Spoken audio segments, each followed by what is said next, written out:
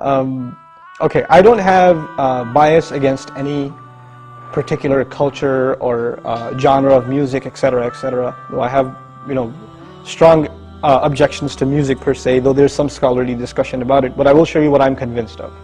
I think nowadays music is probably one of the easiest means to lose your moral sense. Music is audio pornography today. That's what it is.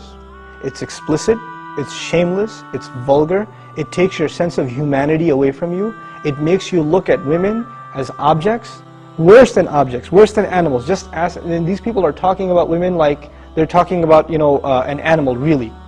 It objectifies women, and especially I've noticed a lot of the brothers that I know of, Muslims, that are really into the hip-hop scene, and they're kind of doing the hifz of the song, right? They're memorizing the song, and they're really good at reciting it with perfect tajweed too, right?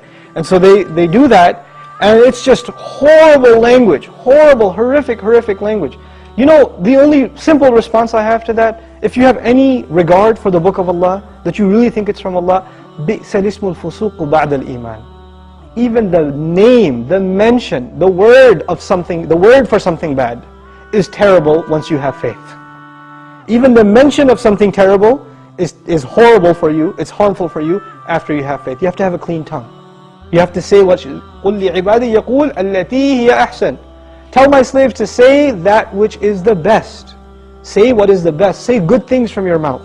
So this is the first thing. When you say horrible things, and you say things that are in direct contradiction to the moral gauge Allah gifted us with, then obviously you're deviating from your natural fitrah, your predisposition to turn to Allah. And when you constantly listen to garbage like that, then you get deviated. And you don't find pleasure except in disobedience to Allah, and that's a sign of a sick heart. So one has to distance themselves from this. This is the first step. And I'll tell you, this is my personal measure, this is not a fatwa, it's my personal analysis, you don't have to take it. But if a person finds listening to the Qur'an annoying, after they've been listening to hip-hop and this and that for a long time, and as soon as somebody puts the Qur'an on in the car, you know what they say? Oh man, turn that off, man, I don't want to, I just want to talk. And they immediately, they get a little annoyed when they hear the Qur'an. That actually means the shayateen have taken over. And they're constantly making waswas out of this person. Because what do the shayateen hate the most? Yes, they hate the Qur'an. They hate the word of Allah. They flee, it hurts them. So you know what they do? Because this person has let the shayateen, the devils, into his heart, they start pinching at his heart when he hears Qur'an, and he says, I don't want to hear this. Right? It's like surgery, it's like pulling a tooth for this person. This happens. When you try to give this person a reminder from Allah's word, they get annoyed by it, like agitated, like an allergic reaction. Why? Because they've let the shayateen in. To let them out, the first thing you got to do is stop supplying them with fuel. This is fuel.